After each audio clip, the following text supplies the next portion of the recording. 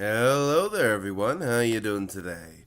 I hope you're all well. Today we're going into r/entitled people, where we have plenty of wonderful stories, like an entitled boyfriend of a housemate who thinks he can live with them rent-free, and then slanders OP when they try to get him to leave. If you enjoy, like, subscribe, do all that wonderful stuff, and without further ado, let's get started, shall we? For our first story, we've got People should enjoy my baby snowman year round, damn it. now that my little corner of the world has been experiencing seemingly endless weeks of snow, slush, and cold, I had to remind myself, at least I'm not at the paper. Yes, when I was fresh out of college about 20 years ago, I worked for the small daily newspaper. It was literally right on the edge of people beginning to turn to the internet for news, so we still had to run around getting a lot of stories.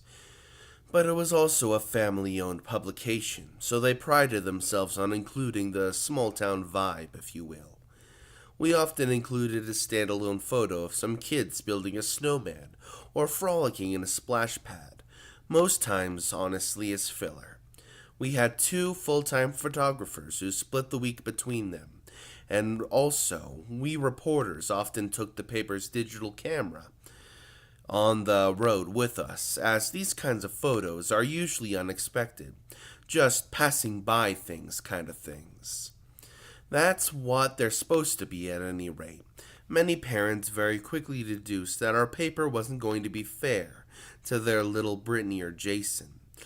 This was all right on the edge of Facebook and people getting their own platforms for bragging to the world about their shining stars that they produced from their very own loins. So we were unfortunately that platform. We would get regular phone calls from people begging us to come to their home and take a photo of Brittany and Jason at their adorable lemonade stand or hugging a homeless person as proof they were doing volunteer service. As we were truly operating on a limited staff, I would generally tell people that it all depended on what else I had to do that day, that I might check it out if I happened to be anywhere nearby, but please don't expect anything, as it's not likely. As you might imagine, some people took this better than others. Had it been today, I would have encouraged them to simply take their own picture and email it to us. But the way some publications do now, but alas, that really wasn't a thing yet.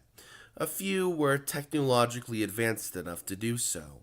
However, I will never, ever forget the mom who called me, describing at length the breathtaking and wonderful jack-o'-lantern her kids had carved and which she'd photographed with her digital. What our readers truly needed more than anything else in their lives was for us to publish this photo. Ma'am, I pointed out as gently as I could. It's now the middle of November. It's a bit late for us to be talking about Halloween. And she was greatly offended at this. It's not my fault. I was busy. I didn't have time to send you this photo. So what? It's still a great photo. It's a great jack-o'-lantern no matter what month it is. I did my best to explain the concept of newspapers needing to be timely, which of course blew right past her. I asked her how she'd feel about a Halloween picture in the news in November, if it were something that had nothing to do with her own family, and there was silence at the other end, of course. Finally, after a few rounds, we got to the heart of the issue. She had already promised Brittany she would get her pumpkin photo in the paper. Now what am I supposed to tell her? The woman demanded, as though this were actually a valid consideration on the end of the phone currently being held by an overworked employee earning $2 over minimum wage. You could tell her maybe next year, I said. It'll give her something to look forward to. Won't that be nice? And now I have to go, but thank you for calling. Have a great day, all right? And now here I am, a woman well into my 40s, wondering if Brittany has kids of her own, whose random stuff she's pushing at people who have zero desire to see it. That's the end of our first story. Now on to the next one, shall we? Entitled boyfriend of housemate thinks he can live in my student home for free and then slander me online when we all ask him to leave. This is an old one, but I thought it might be a good read. When I was a uni student, one of my housemates was dating a guy from her hometown. She invited him to come visit for a couple of weeks, which we were fine with. But that couple of weeks' visit very quickly turned into him moving and mooching off of us. They both informed us that he would find a job and pay his fair share. But this, in fact, did not happen. He made no effort to find a job. He didn't pay any rent, paid nothing towards the bills. He did nothing towards cleaning the house. He just spent all his time taking up our communal area, playing video games and watching TV. In their bedroom, they just proceeded to have extremely loud, naughty words that I can't say on YouTube, that everybody could hear because the walls were too thin. In the end, we had enough. It was about 3 months into his squatting that us remaining 3 housemates had a chat about whether it was acceptable. Obviously, we were all in agreement that it wasn't, and set up a meeting with the girlfriend and the interloper. It was decided I would be the one to breach the subject and take the lead on the conversation, informing them both that he had overstayed his welcome and that it was time he went home. He argued that he'd been struggling to find a job, and that's why he was unable to pay his way. But we all pointed out that he hadn't even made any attempts to find a job, just spending all his time on the sofa playing video games. Eventually, his girlfriend agreed that he'd been taking the piss a little bit, and asked if he wouldn't mind going home. He did, and I thought that was the end of it. Oh, it wasn't. On the day of his moving out, he proceeded to post something on Facebook, thanking my other 2 housemates for being welcoming hosts, while deliberately dragging my ass in the posts, claiming I was a poor host and was throwing him out for no reason. Of course, I wasn't going to stand for that, calling him out and making it very clear it was a collective house decision, and he had been living with us rent-free for several months, which was not acceptable, and pointing out we would have been happy for him to stay if he was paying any contribution to the house, but in fact he wasn't, and that ended in him making a groveling apology under my comment, saying he was sorry and he didn't intend for it to come out like that, on and on. I didn't accept it because he knew what he was doing, and just said he should take the post down because he's made an idiot of himself. He did, but I still made sure my side of the story was out there by making my own post. Anyways, he went home. We got our house back, and he didn't visit again. Anytime my housemates and he wanted to see each other, she would go back home, and after a few weeks, I'd found out that he also set up mobile contracts with his address listed as ours, and was not paying them. I gave all the bills to my housemate to give to them. They eventually broke up, but honestly, she wasted too much time on and energy on that complete waste of space. He was just an entitled user who didn't expect to come up against 3 girls who weren't gonna take his crap. Well, good going, OP. Good job on not taking his shit. Now on to our last story of the day. I kicked my soon-to-be ex-friend out of my house. As the title says, last week I kicked what I thought was a good friend out of my house because I can no longer handle her antics. I just want to write it here just to de-stress and deal with the grief of losing a friend. Kendall and I met in university in 2016. We studied different majors, but were from the same department, so we share many classes together and bonded over our passion for gaming and memes.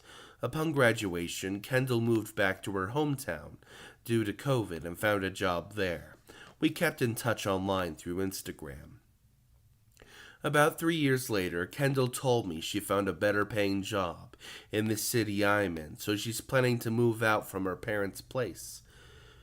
When I asked her about her plans on her accommodation, she replied, "That's the thing. I was going to ask if you have an extra bedroom I could move into."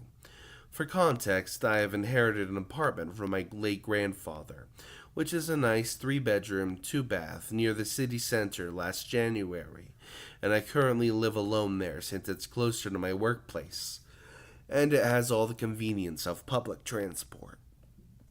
After some thinking, I thought that there's no harm in living with Kendall, since I considered us close friends.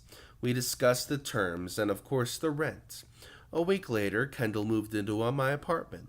It was great at first. My home felt more lively than usual, and the thought of going home to a close friend warmed my heart and gave me a sense of security. Things were okay for a while, and then shit goes downhill real fast. Kendall started complaining about many things at home, about her work, her savings, and how she feels homesick. At first, I was very accommodating, thinking maybe she just needs time to get used to the city life. I offered as much help as I can, even to the point of, if she's low on money, I don't mind voiding a month's rent if it meant I could help her to achieve financial stability. I taught her how I save money, how I live off with my then low salary with several commitments like my car, my dog, and a student loan. I grew up where my parents expect me to be independent, so I told her things I'd do when I was low on cash, how to get freelance jobs, and so on. But she always seemed to have excuses for every suggestion I have.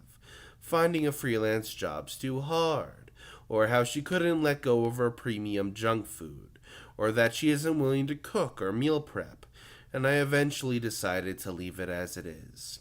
After about 2 months of living together, I realized Kendall started treating me as some kind of competition. She would constantly ask me things like how much money I make in a month, how many job hoppings did that take, anything that she thinks she's better than me at. She'll definitely pop that question. She boasts about how she's loyal to her cruddy paying company, and how I would never be able to move up the corporate ladder, as she called me an industry frog. She once snooped in my savings balance and asked how I had so much saved up with commitments and so on.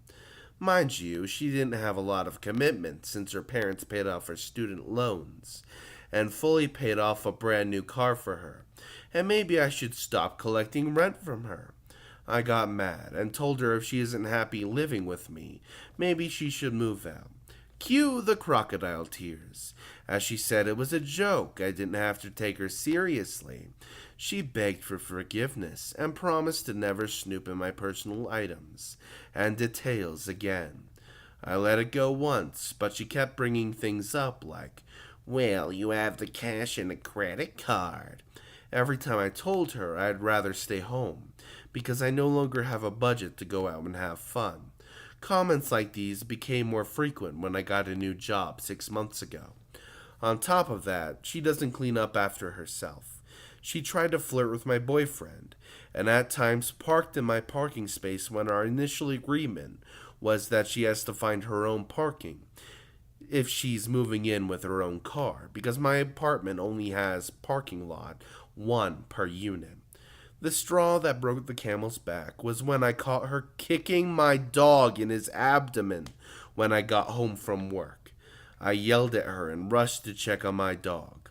Luckily, he was fine, but I still rushed him to the vet for security reasons. I got home and she sneered that it was just a dog, and as a friend I shouldn't treat her like that. I asked why she'd kicked my dog, and she didn't answer me. She shrugged and tried to escape into her room. At this point, it was already about a year since Kendall moved in with me. I lost my cool and told her off, bringing up her problems, and how I tried to be nice and accommodating. I then told her I'm giving her a week to move out, and that from then on I'd rather we kept our relationship casual, or we don't ever talk at all. Kendall cried and begged me not to kick her out, but soon it turned to her screaming back at me, calling me a bad friend because apparently, in her words, I didn't tell her off on how badly she was behaving. Like, what the frick? You're an adult. There was a lot of back and forth, which I don't remember what I said, but I eventually called her an entitled brat. She cried again, saying it was uncalled for, and stormed into her room. The next day, I was bombarded with texts from other uni friends, some calling me selfish and others sympathizing with me. Apparently, Kendall posted our argument on Facebook and Instagram, painting me to be the bad guy. I was upset at first, but I decided that after Kendall moved out, we would no longer be friends, as well as those who took her side of the story and condemned me.